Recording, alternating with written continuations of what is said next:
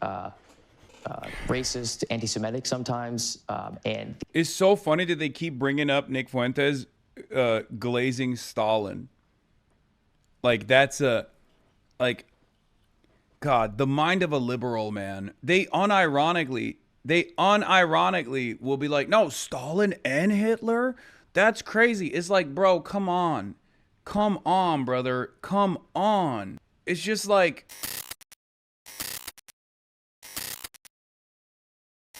All right, let's go back to the white nationalist Nick Fuentes' plan for the Republican Party. Go back to the ticket. We've moved over here to the conversation corner. 27-year-old Nick Fuentes is a MAGA-adjacent podcaster with an audience in the millions. He's a white nationalist who traffics in anti-Semitic tropes and is unremittingly hostile to gay rights and civil rights. As we have discussed here on this program, Tucker Carlson recently interviewed Fuentes without pressing him on his fringe views. That has divided and continues to divide the conservative MAGA movement.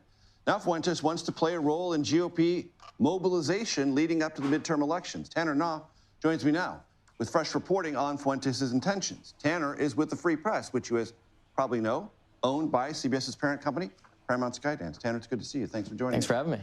So, what are Nick's intentions, and what are the implications of those intentions for the broader MAGA Republican Party and movement? Yeah, so Nick's intentions, in his own words, is to infiltrate politics, to take over the Republican Party and bring it in line with some of his more extreme views that are racist, anti-Semitic, and opposed to people of color. It's something that he's been planning on doing, something that he talks about in his stream nightly, but this move to create a foundation is really the next step in that.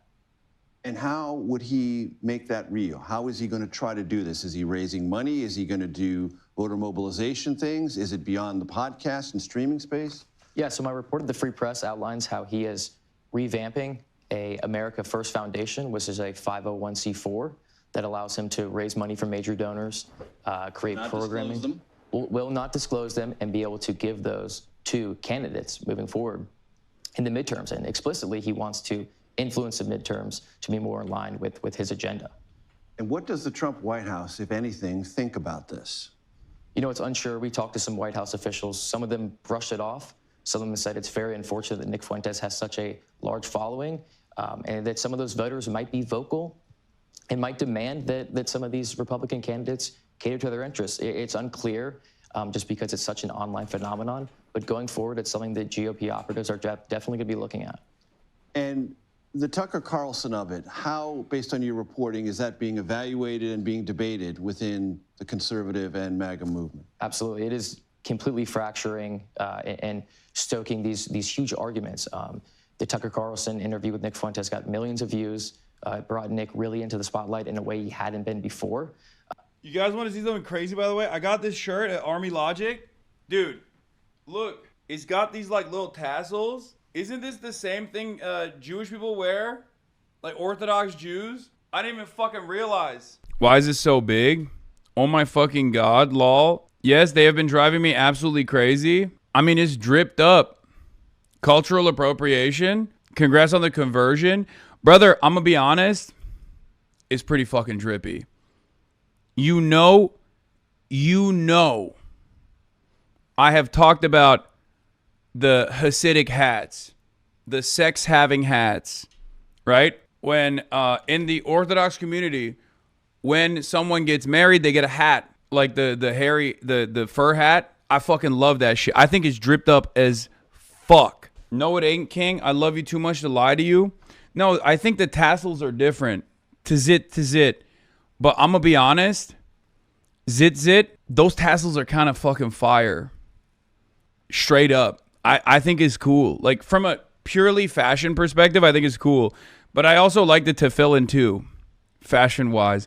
Go to Brooklyn and get Hasidic dripped up, my brother. Yeah. It's eat.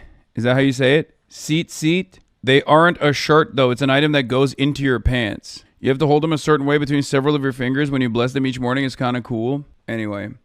I have one other question. Do you think Palestine BRICS application goes through before the next summit? I feel like this is something that gets missed in the discussions, but it's sort of a light at the end of the tunnel, or would that have been Trump's deal if it didn't go through?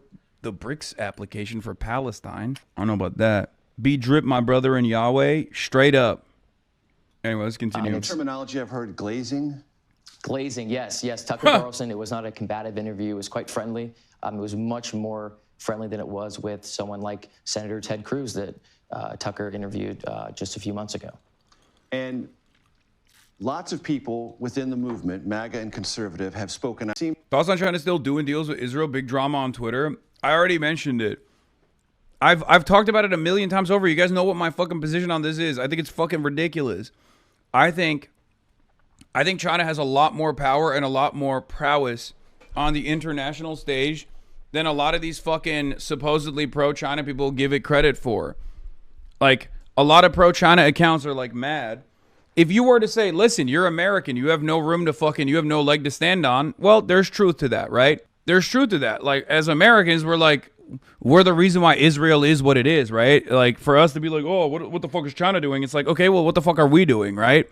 But having said that, even from an international politics perspective, even from a foreign policy perspective, like, China, even in its own fucking backyard, does not entertain destabilization and will play ball with hostile entities, with hostile actors. It is what it is. It's just, it sucks, but that's just how they always are.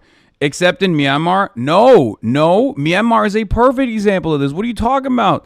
They literally will go along with the junta, and then they'll turn around, and then they'll fucking arm some of the other groups, depending on what their interests are. Myanmar is a perfect example of this. It's entirely dependent on what their interests are at any given moment. If they want to fucking stamp out like criminal elements in Myanmar, they go along with the junta. But then if the junta gets out of hand, they then will they will turn around and like arm some of the militancy. Why would any major power do anything when pretty much every Arab country is okay with the Trump deal? We got to worry about our backyard first. I mean, guys, you know that argument extends to America too, right? Okay, why would America do anything when Israel is obviously an incredibly important asset for American destabilization efforts and played a part of how they were able to keep the Arab nations at bay at a time of like pan-Arabic nationalism thriving in the fucking region. Okay, then yeah, you make that argument for America too. Yeah, it's in America's interest. I guess the politicians are correct then. It's in America's interest to fucking do whatever Israel desires, because obviously Israel's played a very important role in stamping out all of the revolutionary sentiment in the fucking region, right? It unironically is even more strategic for China and Russia to posture against Israel, because Israel is a base in the smack dab in the middle of the fucking resource-rich region that Russia and China still have to cooperate with, right? I might be crazy, but check your noise gate. No, my noise gate is busted. I don't know why. I can't fix it. There's nothing I can do to fix it. I've tried. It is actually broken. Like, there's no difference between noise gate being active and inactive. Yeah, the noise gate is always inactive now. I don't know why. Look, this is noise gate on. There's still noises you can hear in the background. This is noise gate off. Noises you can hear in the background still. The noise gate machine broke. It is what it is. Processing is off in the bottom. Wait, is that what it is? Did I accidentally click something? No, I don't think that's... Wait, no, it's still not working. See? What is this? Yeah, it's just not working. It's not working at all. It does not work at all.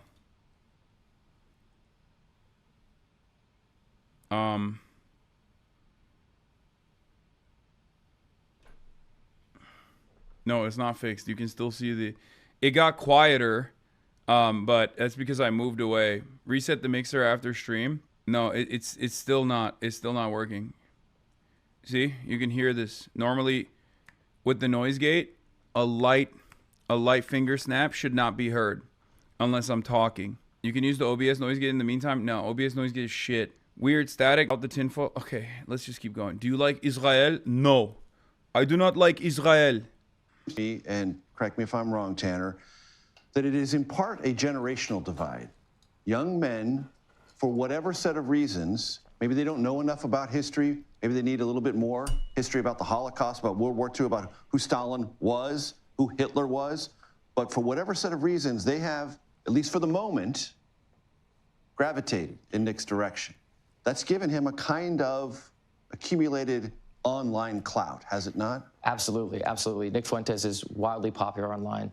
He does a nightly stream that goes for hours, but online on Instagram and X, these sound bites are 30 seconds to a minute long, and they, as has been said, are very, very racist, anti-Semitic sometimes, and it's so funny that they keep bringing up Nick Fuentes glazing Stalin.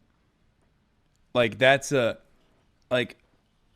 God, the mind of a liberal, man. They unironically will be like, no, Stalin and Hitler?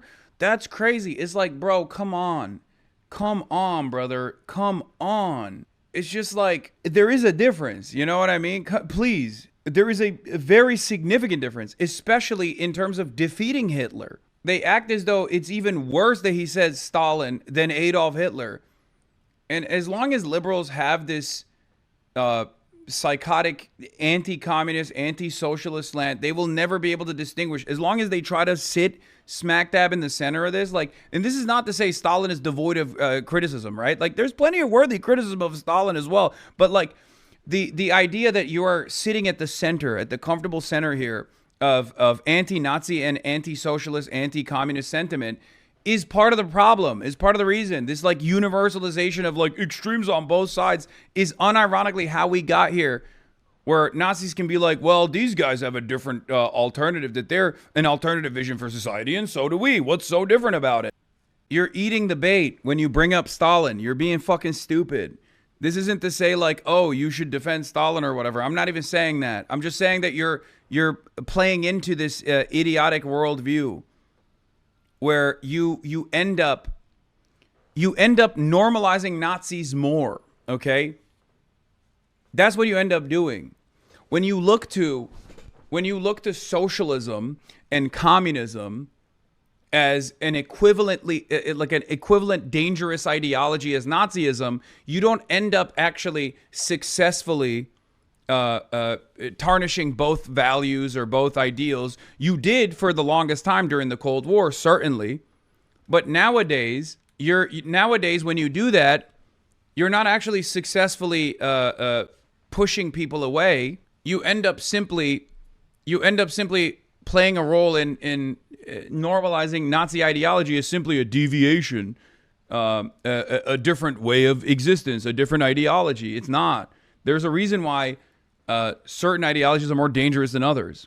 There is a reason also why initially Nazi historians and pro-Nazi analysts were doing the double Holocaust theory, right?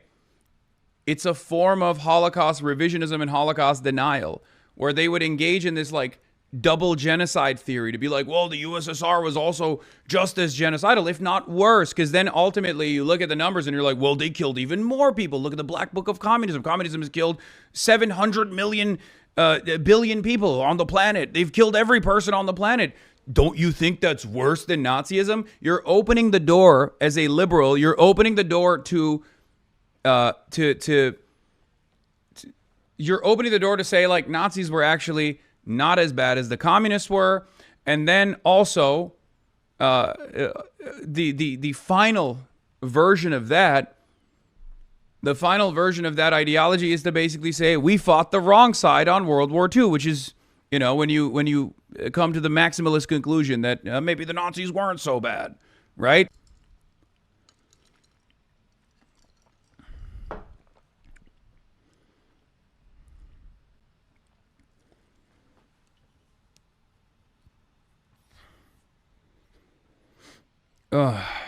Could you please explain that? Why do we always say that number about the communists? Could you please explain it? I mean, there's so many different fucking reasons, right? I don't know where to even begin. There is a dramatically different set of material circumstances in the period of revolution in Russia and post World War II, or pre World War II and post World War II USSR development, as opposed to an ideological reason as to why mass and mechanized slaughter took place in Nazi Germany. There's famines. Like it's the same dynamic between capitalists saying that communism is responsible for famines and therefore the deaths of hundreds of millions of people, versus capitalism is not responsible for the deaths of 14 million people a year due to famine at a time when there is literally an abundance of food. There's a surplus of food right now. Back then, there was no surplus of food. Back then, famines took place all the time, and mismanagement played a big role in accelerating deaths by starvation in agrarian societies that were trying to industrialize. Okay, and in agrarian societies that were basically backwater, that were trying to industrialize and make up for 400 years of colonial extraction that the Western world had the time and opportunity and the violence that came along with it to develop to the degree that they had, versus when you look at China, when you look at Russia, these guys didn't do that. They weren't enslaving people. They weren't fucking literally going to Africa and just stealing people, raping them, and forcing them to breed and utilizing them, and had an abundance of wealth that they had extracted, right? Russia was a colonial power. Yes, I know. I understand that. Except they didn't actually become the USSR through that colonial extraction. They did not develop through that colonial extraction. They did not have the same slave economies that the Western world had. You're talking about 50 years of development that basically matched up to 4 on top of the on top of the colonial conquest. Okay, of course there is going to be a shit ton of death and a shit ton of problems in the same process, but it also needs to be looked at with the analysis of the appropriate set of circumstances that led to said violence. In any case, this guy's for the free press, so he doesn't give a shit about any of that. I mean, these guys are viciously anti-communist and probably have a lot more allegiances with Nazis, with the exception of Nazis that are anti-Israel. People saying that forget that Russia was imperialist even before the USSR. What do you mean even before the USSR? Of course, yes, Tsarist Russia was an empire. Yes. A big part of the reason why this fucking socialist revolution took place in Russia is because none of those bounties of the Russian Empire was actually being given to the peasants at all. They didn't fucking, like, that's kind of the reason for why there was so much discontent. The serfs got none of it. You sell online, and there's a large contingent of young people, particularly, they call themselves groypers. Those are his fans that are really coming of age and entering, staffs and politics and growing up and getting into the halls of power. So you're beating Asman. How did this guy go from you're beating Asman to why did you abuse your dog? I used to watch Daily, by the way. Why are you gaslighting us? Cute even debunk what you said. R word, R word. Everyone outside your orbit knows. I used to watch Daily, by the way. How the fuck did this happen? How does someone go from spamming, Iron Mouse and Hasan emotes to this? Truly a case of extreme brain rot. They're just farming for a clip. Yeah, but like, how do you get there? You know, I don't understand that. I kind of want to, but Reddit brain rot, lack of critical thinking. John Fetterman Ray calling someone a pedo is insane. Rage bait. Yeah, it's crazy because this is the anti. Bro saw one fake Twitter post and it broke his brain. That's kind of scary. This is the formative anti-pedophilia broadcast. Yeah, maybe it's because I didn't watch the Iron Mouse video. That's probably what it is. It's something to watch, and it's something that the Republican Party is going to have to contend with. And it is generational in terms of older versus younger. And you use that term, groyper. Is there a definition, a understood definition of what a groyper either thinks or believes? So a groyper is a broad term that Nick Fuentes coined. Right there. He did. Yes, so it is singular to him. Hopefully it has all of sort the... of parasocial relationship between charged him it a lot and his last fan. night or the day prior. Hopefully it charged all the way. On the dot, baby. Mouse has shooters out there? Yeah, I love Iron Mouse. The fuck? That's one of the funniest parts about these like fucking random haters on the internet is like they don't realize that I am, not only am I fans of some of these people, but I'm also in like I have a decent relationship with them. Like it's not like I'm like they don't ever really think about that though. They just think like, no, they must hate this person as well. I think this comes from certain communities of streamers who actually have charges against them just making shit about you out of nowhere. That's definitely what it is. Reddit is, or at least initially, it was titanically influenced before the most recent takeover. It was way more of a central to Twitch culture than Twitter ever was, and its takeover was a major toxification. No, I think Twitter also played a role in the toxification of Reddit too, though. Twitter is the most interconnected. Twitter is the most like interconnected platform of all time. You can take it. I already swapped it. And it's a shame you're becoming increasingly isolated. I'm not. It'll be fine. Twitter is so connected to all these other platforms that like narratives that thrive on Twitter end up making its way to TikTok, end up making its way to Reddit. And therefore, when that happens, it has the capacity to influence all these other platforms as well, unfortunately. It'll be all right, though, because I think woke is making a comeback. Regardless of how much Elon pushes on Twitter to eradicate woke, I think people are realizing that the unfettered, unrestrained neo-Nazi sentiment is really fucking gross, and people don't like it. So there was always going to be a limit to how anti-woke people could get, and we're at that limit, or we're getting to the limit right now. Woke is already making a comeback. What you do is so much bigger than Twitch and a stupid drama. I wish that wasn't even in the question. No, but it's still important to not be completely isolated. These guys wouldn't work. My haters wouldn't work tirelessly to try to make me a toxic figure by identifying my friends and allies and going after them aggressively and stalking them if that wasn't actually a successful method. You know? Because feeling a sense of isolation is exactly how guys like that who are fans of Iron Mouse will become massive haters of mine and will think that like people like Iron Mouse and I do not have like similar worldviews. You know what I mean? Like Iron Mouse is Puerto Rican and also a disability advocate too. Like it's ridiculous. Anyway, I heard this is I've seen this clip going around. I heard it's very funny.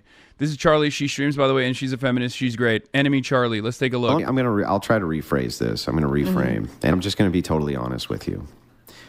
I will never be able to convince you of my worldview. You won't.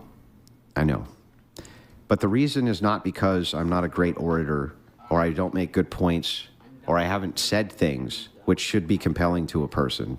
But Charlie, I just think honestly, you're too fucking stupid to understand them. So Andrew, can I sell you on my worldview? Yes.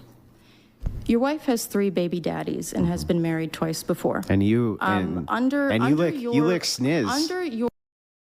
Look at this motherfucker's face. Why does her being Why does her being Puerto Rican have to do with anything? What do you mean? Puerto Ricans are oftentimes automatically woke, or the exact opposite.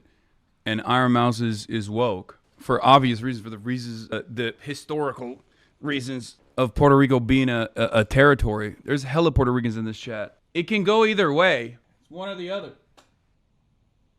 This loser makes a lot of money on donos. Finally, a good PR mention. Yeah, always a good PR mention. Puerto Ricans are either assigned woke at birth or assigned some of the least woke in society at birth. Like Stone Toss, who happens to be a neo-Nazi and also Puerto Rican.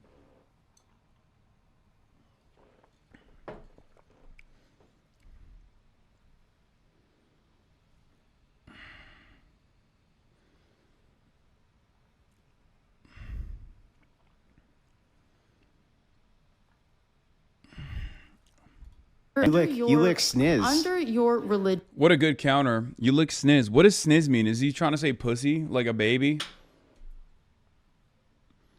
Why are you guys still in the hotel room? Go outside, bro. The weather is nice today in Hong Kong. I know. We are. We are going outside right now. March is in here. That's why the laptop camera's on. It means vagina, yes, in a slur attempt. Okay. Once again, the bigotry PhD in me wants to say that's a fucking 2 out of 10 attempt. Okay? That's a 2 out of 10 attempt. Why? Because if you're trying to say something, like if you're trying to use a pejorative, or you're trying to say something like a slur, you can't come across like a baby. You can't come across like a child. And I feel like you lick sniz is the most 12-year-old version. Okay? Oh, God. Hold on. You lick sniz. What does that You're mean? a fucking dyke. Don't talk shit about my wife, you stupid bitch. Shut your fucking mouth. Shut your stupid bitch mouth. Your wife with the 3 baby What did I just say? Your Dyke? wife with the 3 Sorry, baby I'm sorry, Dyke. Is she morally inconsequential in comparison to your ditch licking? Do the men that you try to... Do the women that you try show to? your hatred against... Oh, my God. He's just spamming slurs. Again, I would go... He went from 2 out of 10 to like a 3, because he at least like substituted it. He substituted the term for a more commonly known, more adult version of the slur. Why is he allowed to say that? What do you mean, dude? You know how these guys operate at this point. Like, they just say whatever the fuck they say whatever the fuck they feel like saying. It's just, this is just the world we live in now, unfortunately. There's not really anything we can say or do about it, okay? What's the point of coming to debate this dude? I don't understand it. But, you know, more power to people like this who actually can sit there and entertain these fucking dipshit losers, you know? Especially because it does end up yielding these sorts of clips where these guys expose themselves for being childlike babies. I mean, the moment where he feels insecure, he just immediately starts spamming slurs in order to derive some sort of reaction out of her. And it obviously fails because, once again, 3 out of 10 version of bigotry here. 3 out of 10 version of bigotry because, again, you're spamming slurs and you're not getting the reaction that you want out of this person. When that you try to, them that they shouldn't, you know, like, Charlie, did I pursue bring women? Do they know Charlie? that Did I bring your wife is 5 family? years older? Did I bring any of your You family called me into fucking anything? stupid. Did I You say called anything me about fucking your stupid. family being stupid, Charlie? could. It's You could because go I'm for it. better than you, Charlie. No, it's because you're embarrassed, and you know that the traditional values that you try to sell people on are bullshit because Let's you go are not through a it. traditional man. Chuck, let's go through it. You are not a traditional Let's man. go through it, Chuck. Tell me what I'm doing which is immoral. Charlie's entire catalog on work on Andrew. What is this? Charlie's entire catalog of work on Andrew Wilson is 10-10. Who Charlie? Which Charlie? Who are we talking about? Who's Andrew? Is this Andrew Wilson? The guy who said you lick sniz? I didn't even realize he had a baby mom. He had 3 different children for 3 different baby mamas. Now, obviously, that's not a problem. In you know, in my worldview, I don't give a shit. Who, you know, you fall in love with who you fall in love with, and what they've done prior to that is inconsequential. And even like having children with like different men, I don't think is a negative. I don't give a fuck about that stuff at all.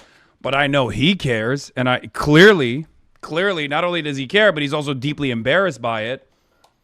No, his wife has 3 baby daddies. No, I understand that. But I'm saying, like, to me, I don't really. I understand his wife has 3 baby fathers. You're coming? Yes, I'm coming down right now, Will.